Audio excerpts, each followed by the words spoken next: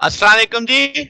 आज का लेक्चर भी हमारे पास कॉन्सिक्वेंसेस चल रहे हैं आइंस्टाइन के पोस्टुलेट के। लास्ट लेक्चर जो हमने देखा था, टाइम डायलेशन का कंसेप्ट देखा था। टाइम के साथ जो रिलेटिविटी थी, रिलेटिविटी ऑफ टाइम को हमने सारा डिस्कस किया, उसका मैथमेटिकल टूल बनाया। आज जो टॉपिक हम देखने वाले हैं वो है रिलेटिविटी ऑफ लेंथ, कि भाई लेंथ में भी कोई बदलाव आता है जब हम आइंस्टाइन के पोस्टुलेट्स को देख रहे होते हैं।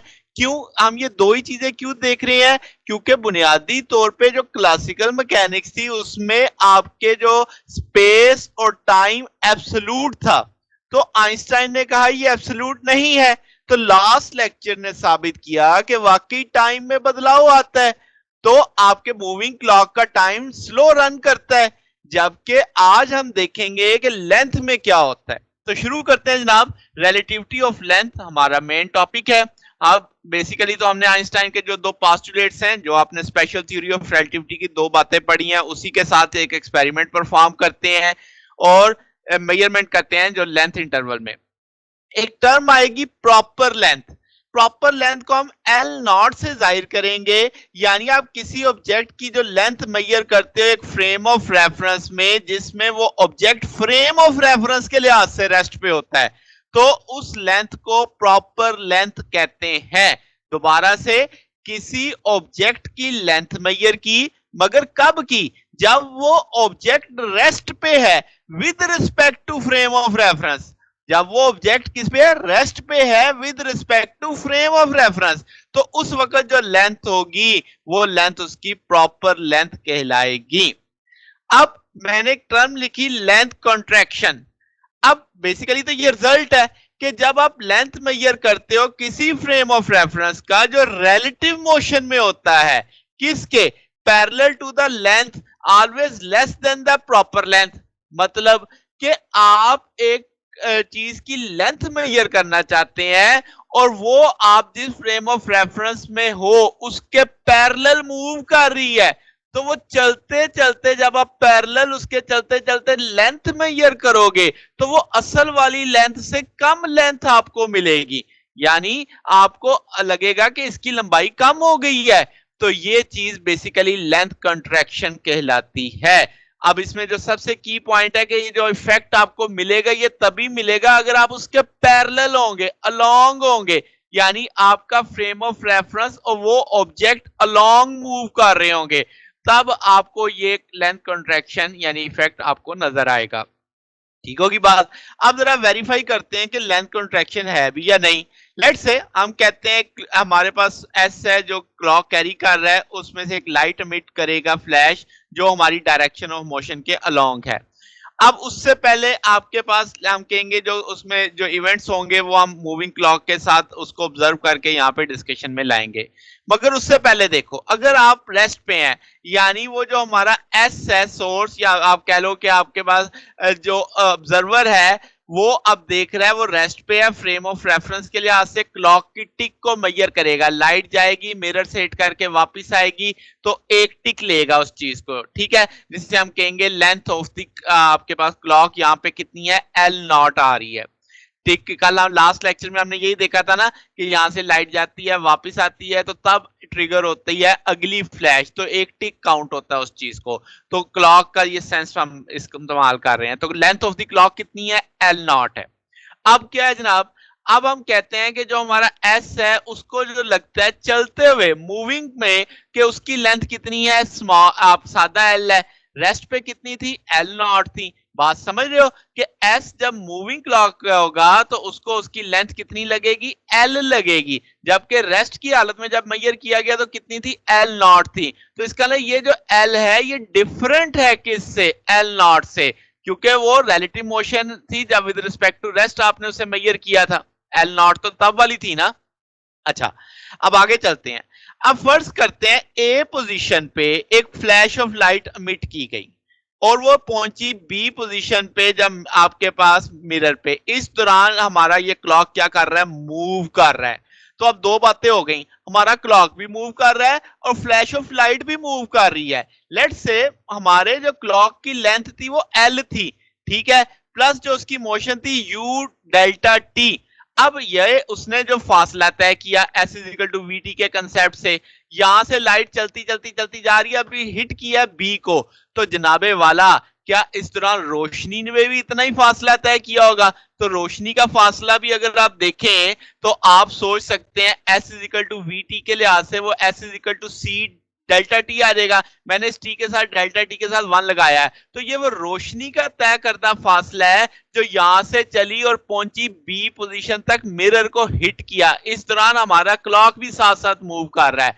तो ये जो रोशनी का तय करदा फासला है, क्या ये हमारी क्लॉक की लेंथ प्लस जो उसने फासला तय किया u डेल्टा टी, क्या उसके बराबर नहीं होना चाहिए? बात समझ आ रही है कि इक्वेशन 1 कैसे बन रही है? सी डेल्टा टी वन किसको रिप्रेजेंट कर रहा है? कि लाइट ने जो यहां से मिरर तक का फासला तय किया, अब वो फासला बराबर होना चाहिए कितना? हमारे क्लॉक की length plus you delta T one. You delta T one क्योंकि क्लॉक भी तो मूव कर रहा है ना, तो ये क्लॉक का तय करदा फासला है। तो जनाब ये इक्वेशन 1 बन गई। आगे चलते हैं। अब आपके पास मिरर से जाहिर है लाइट ने हिट करके वापस आना है, ठीक है। अब मगर जब वो लाइट से हिट करके जिसे हम राउंड ट्रिप कहेंगे तो हम कहेंगे डेल्टा टी टू, उसका जो हिट करके वापस आएगी, जो फासला तय करेगा। तो अब आपके पास इस दौरान क्लॉक मूव करता जा रहा है, तो हम कहेंगे जो अब लेंथ आएगी वो कितनी आएगी? जो लाइट ने तय किया वो सी डेल्टा टी टू होगा, जो L minus U delta T आ जाएगा। यानी आपने जो फर्दर तय की लंबाई लेंथ एल, उसमें से U delta T two minus होगा क्योंकि लाइट हिट करके वापस आ रही है, अब उसकी डायरेक्शन रिवर्स हो चुकी है। तो बात समझ आ गई इक्वेशन 1 और इक्वेशन 2 कैसे बनी? तो आपके पास इक्वेशन 1 तब तक है जब तक आपकी लाइट बी पॉइंट तक पहुंची, यानी बी पोजीशन में मिरर को हिट कर रही है। ये इक्वेशन कब है? जब लाइट हिट करके वापस आ रही है, इन द मीनवाइल क्लॉक आगे ही चल रहा है, तो लेंथ है उसमें से U delta T two minus क्यों हुआ? क्योंकि लाइट अब वापस की जानिब है। तो ये दोनों आपके वो फासले होंगे जो लाइट ने तय किए होंगे। ठीक होगी बात? अब आपके पास टाइम इंटरवल अगर कहें तो हम कहेंगे दोनों को ऐड कर देंगे। यहां से दोनों में आप T1 की वैल्यू T2 की वैल्यू निकाल सकते हैं, वो आप मैंने यहाँ पे लिख के निकाल दी। कैसे निकालेंगे? C दूसरी तरफ चला जाएगा, तो आप यानी एडजस्ट कर लेंगे, डेल्टा T2 दूसरी तरफ जाएगा, इस तौर पे आप लिख सकते हैं। तो T1 की कीमत भी है, T2 की कीमत भी है, दोनों इक्वेशन 3 में लगा देते हैं। जब आप एलसीएम उठाओगे तो C square minus U square आ जाएगा। इसे सॉल्व करेंगे तो आपके पास L 2c over C square 1 minus U square, और यहाँ से सी से कट जाएगा, 2 आ जाएगा आपके पास। अब आपने क्या किया कि जनाब जो प्रॉपर लेंथ थी आपने मेजर की 2l naught over C, last lecture में भी हमने देखा था। तो क्या अब हम यहाँ पे देखो जरा, क्या 2lc 1 minus U square over C square, तो क्या मैं t जानता हूँ? डेल्टा t बराबर है t naught 1 minus U square over C square. क्या मैं ये वैल्यू लगा सकता हूँ डेल्टा t की 2l naught over C square? ये वैल्यू लग गई। अब जरा इक्वेशन 4 और इक्वेशन 5 को कंपेयर करो। यानी आपने इक्वेशन नंबर 5 में टाइम डायलेशन का फार्मूला यूज किया, उसमें वैल्यू प्लेस की डेल्टा t नॉट की। तो जनाब इक्वेशन 4 और 5 को जब आप कंपेयरिंग पे जाते हो तो लेफ्ट साइड सेम है, राइट साइड भी सेम होगी। अब जनाब क्या कुछ चीजें कट जाएंगी, सी से कट जाएगा, 2 से कट जाएगा, ये आपके पास 1 है, ये हाफ है, तो इसे क्रॉस करेंगे तो एडजस्ट किया जा सकता है। L is equal to L naught 1 minus U square over C square. तो इक्वेशन नंबर 6 आ गई। ये इक्वेशन लेंथ कॉन्ट्रैक्शन की कहलाती है। अब जनाब क्या साबित हो रहा है कि जो भी ऑब्जर्वर मोशन में होगा रिलेटिव टू दैट, यानी हमारे जो फ्रेम है उसको वो लेंथ कम ही लगेगी, but only for dimension along the direction of motion. मगर ये फर्क कब आएगा? जब आप उसके अलोंग चल रहे होंगे। अब इसको आप ऐसे भी कह सकते हो कि अगर आपकी रॉड की लेंथ मेजर करोगे तो वो हमेशा स्मॉलर होगी उस लंबाई से जो आपने रेस्ट पे, यानी आपने उसको रहते हुए मेजर की थी। जब यानी जो आपने किसी चीज की लेंथ रेस्ट पे रहते हुए मेजर की और अब आपने चलते हुए मेजर की, तो वो चलते हुए जो आपने मेजर की है वो असल लेंथ से क्या आएगी? कम आएगी। अच्छा, अब मैं आपको एक और मिसाल देता हूं। अच्छा, ये इसने लिखा हुआ है u is less than c effect of contraction too small. यानी अगर आपकी स्पीड ऑफ लाइट से इंतहाई कम है तो आप इस इफेक्ट को ऑब्जर्व नहीं कर सकेंगे। मैं एक मिसाल देता हूं, आपको ज्यादा अच्छे से समझ आ जाएगी।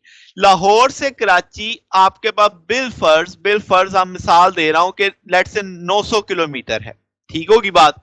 अब आप जाते हैं, आप बस के जरिए एक रूट अपनाते हैं, आपको लेट्स से हम कह देते हैं 10 घंटे लगते हैं, ठीक है, टाइम कितना लगा 10 घंटे। अब अगर आपकी रफ्तार तेज होगी तो क्या वो टाइम कम हो जाएगा, आपको थोड़ा वक्त लगेगा।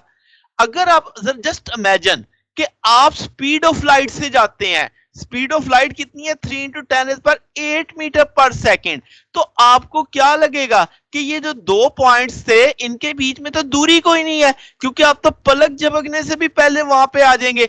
आपने कितना फासला तय किया 3 इंटू 10 पर 8 मीटर, कितनी देर में, एक सेकंड में। तो 900 किलोमीटर की तो कोई हैसियत ही नहीं है। तो आपको इफेक्ट लगेगा जैसे लेंथ असल लेंथ से क्या हो गई है, कम हो गई है।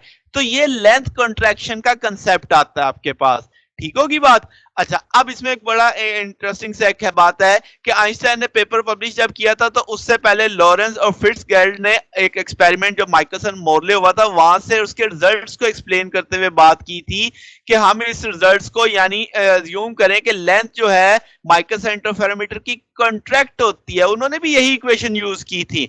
तो इसलिए ये जो आइंस्टाइन का ये जो है इक्वेशन, इसको आमतौर पे लॉरेंस फिट्जगेराल्ड कंट्रैक्शन भी बोला जाता है।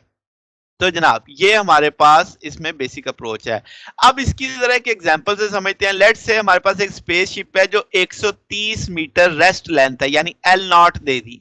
अब वो कितनी स्पीड से चल रहा है, 0.740 से चल सी से चल रहा है। तो अब आप वो कह रहा है आपको उसकी लेंथ कितनी लगेगी, तो एल नॉट भी पता है, वी भी पता है, एल निकाला जा सकता है, वैल्यू प्लेस करेंगे। अब आपके पास v की जगह 0.7 सी आ जाएगा। जब आप स्क्वायर ओपन करोगे सी स्क्वायर से कट जाएगा, 1 में से 0.74 सी होल स्क्वायर जब माइनस करोगे तो 130 से मल्टीप्लाई करोगे तो 87 मीटर आएगा। यानी 130 मीटर की लंबाई का जो स्पेसशिप है, अगर वो इतनी स्पीड से चले तो आपको 87 मीटर दिखाई देगा। अच्छा, अगर हम के एक रॉड है जो पैरेलल एक्स एक्सिस के रेफरेंस है, जो हमारा एक्स एक्सिस की स्पीड आपकी जो है 0.632 है, अब वो रेस्ट पे कितना था 1.68 मीटर, तो आप उसकी लेंथ बताएं कितनी आ जाएगी, यानी जब चलते वक्त रिलेटिविस्टिक इफेक्ट डाल के, तो एल नॉट भी पता है, वी भी पता है, तो 1.301 मीटर आ जाएगी। तो इसका मतलब क्या हुआ कि जब आप स्पीड ऑफ लाइट के करीब चलते हैं तो आपकी लेंथ में बदलाव आता है, आपकी लेंथ असल लेंथ से क्या हो जाती है, कम हो जाती है। तो ये जो इफेक्ट था इसे हम लेंथ कंट्रैक्शन का देखते हैं। तो ये हमारे पास एक कॉन्सिक्वेंस के तौर पे शुमार किया जाता है, जिसमें हम आइंस्टाइन के पोस्टुलेट्स को इस्तेमाल करते हुए हमें ये इफेक्ट्स देखने को मिलते हैं। तो आज तक के लिए इतना ही, बाकी इंशाल्लाह फिर नेक्स्ट देखेंगे। अगर आपको इसमें कोई डाउट हो तो आप नीचे कमेंट्स में पूछ सकते हैं, ठीक है ना। बाकी इंशाल्लाह फिर नेक्स्ट देखेंगे। ओके, अल्लाह हाफिज।